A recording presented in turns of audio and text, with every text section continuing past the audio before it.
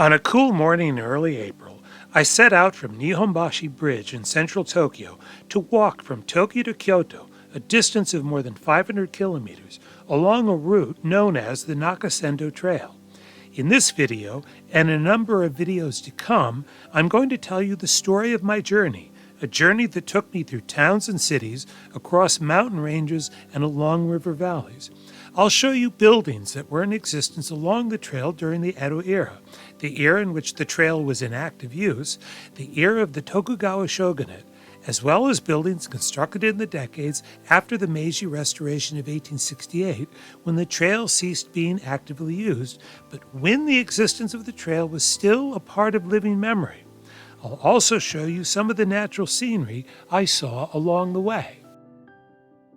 The Nakasendo Trail was one of two major historical routes between the cities of Kyoto and Edo, as the modern city of Tokyo was called during the Tokugawa shogunate, that were in active operation from around 1600 until 1868. The trail, whose official distance is 534 kilometers, had a total of 69 stations called juku along the way. These juku provided lodging, food, and entertainment for traveling dignitaries, officials, and common people. As the map shows, the route traveled through the interior of the country. The term Nakasendo literally translates into English as the internal mountain route, and, as such, the route crosses several mountain ranges and over a number of mountain passes. Wada Pass, at about 1,500 meters, is the highest elevation along the route. The largest portion of the old Nakasendo route, called the Kyu Nakasendo in Japanese, is along secondary roads. Roughly 1/7 of the old route is made up of mountain and rural paths, a small portion which is maintained as it was during the Edo era. Less than 10% of the old route runs along major modern highways. My trip had been delayed for nearly a year as I had been dealing with an inflammation in my right foot that, at times, made it difficult to walk any significant distance at all, much less undertake a walk of more than 500 kilometers. To reduce the inflammation in my right foot, I had been working with a foot doctor and physical therapist. They had prescribed proper orthopedic support for my feet and exercises to increase flexibility and strength in my legs. This combination of orthopedic support and exercises had significantly reduced, but not completely eliminated, the inflammation in my right foot. I still had some doubts about my 65-year-old body being able to walk 25 to 30 kilometers a day in and day out, while carrying about 10 kilograms of stuff in my backpack. I'd walked about 10 to 15 kilometers a day for some months to physically prepare for the trip, and had spent a lot of time carefully planning each day and each stage of the trip. But I still felt a bit overwhelmed as I prepared to set out from Nihonbashi. It's like, you plan all this stuff, and then finally the moment comes like, oh my God. But the time had come to do what I said I would do, and so I said goodbye to my wife Yukari and my daughter May, and set out on my journey.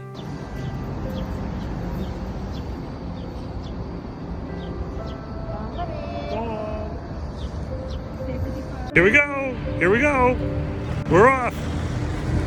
Bye-bye! Here we go! Bye-bye! Bye-bye!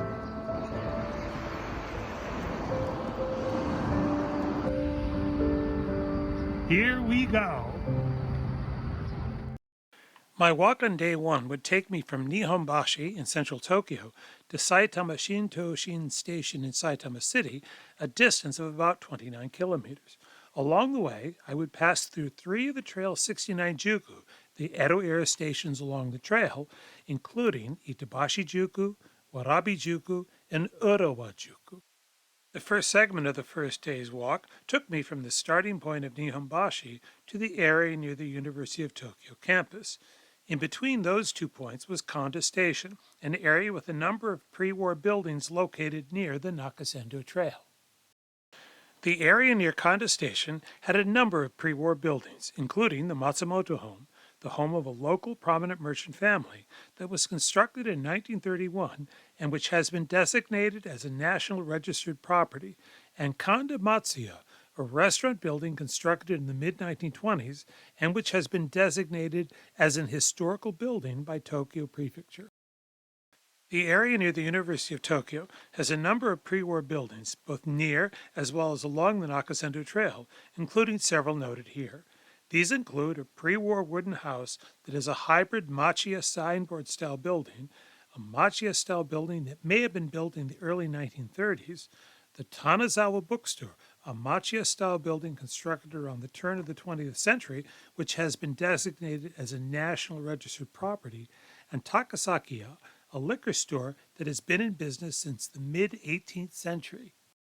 The second segment of the Day One Walk took me from the University of Tokyo area to the beginning of Itabashi-juku. In between these 2 points were a cluster of pre-war buildings in the Hakusan area, not far from the University of Tokyo, as well as the Sugamo Shotengai shopping street.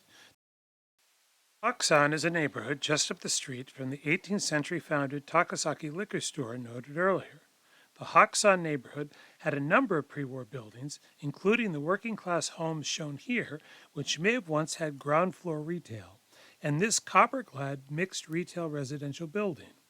All three of these buildings were likely constructed in the late 1920s to early 1930s. The old Nakasendo route veers off of Route 17 at the Sugamo Shotengai shopping street and follows this shopping street for a considerable distance. There were a number of pre-war buildings located just past the main shopping street area, including these two 1920s-era machiya-style buildings and what may be a late Meiji-era building that was probably constructed sometime between 1890 and 1910 or so. This photo shows the general street appearance in this area. The route reached the start of the Itabashi-juku soon afterwards.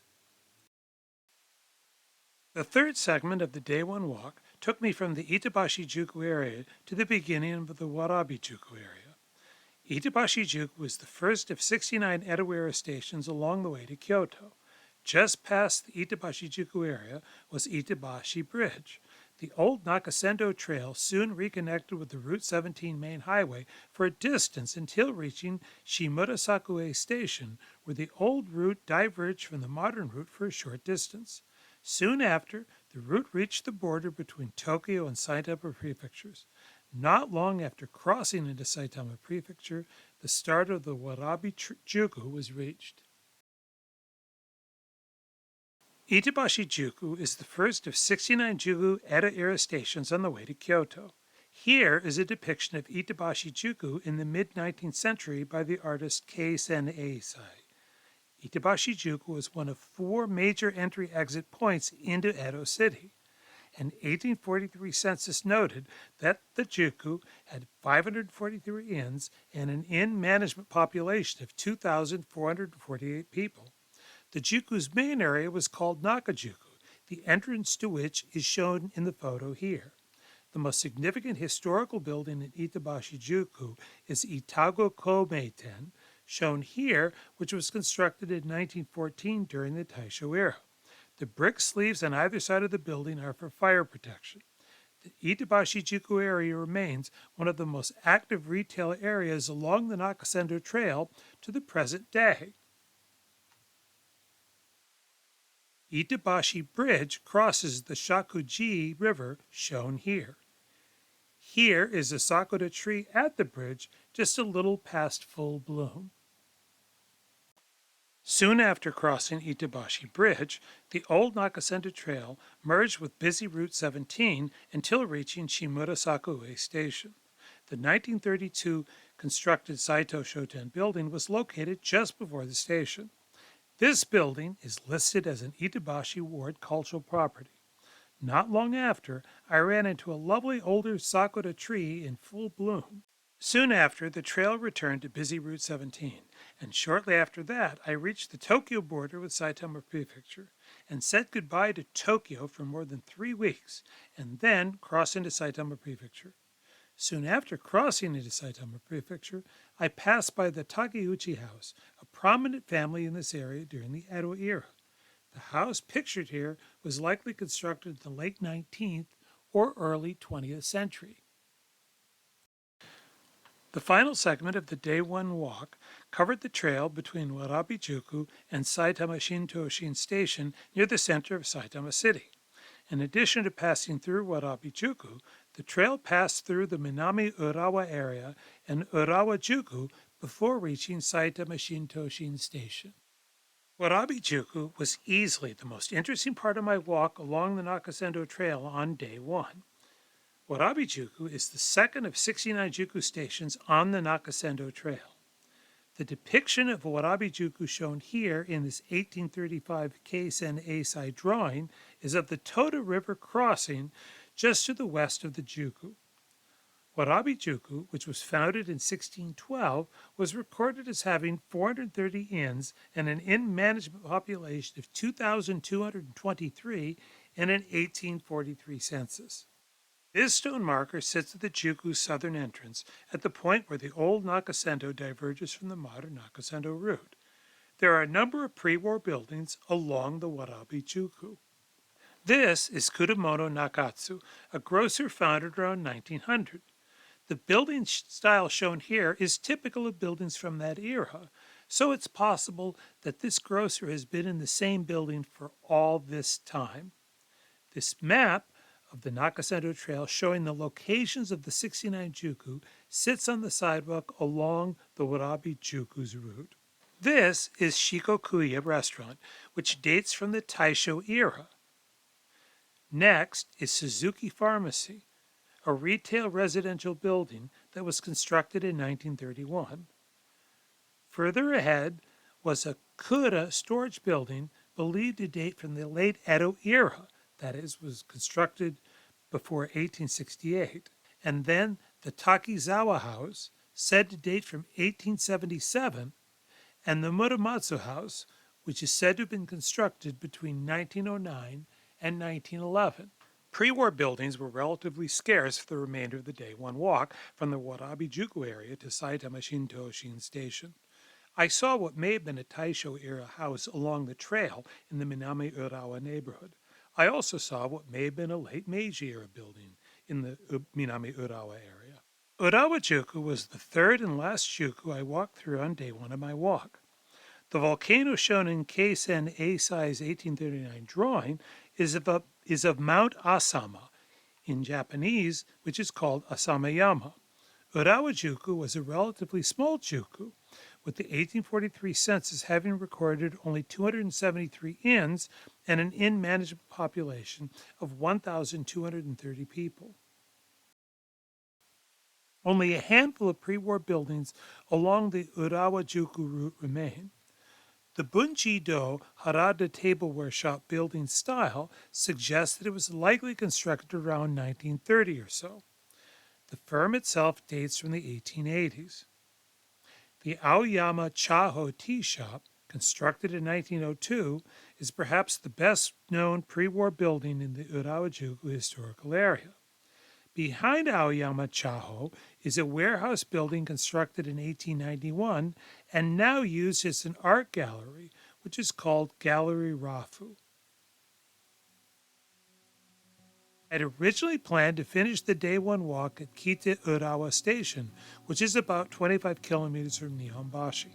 However, while the weather for day one had been sunny and mild, the forecast for the next 2 days had significantly deteriorated during the previous 24 hours, and so I pushed myself to walk the nearly 5 additional kilometers to Saitama-Shintoshin Station. I did this just in case the forecasted rain forced me to shorten my walk the next day.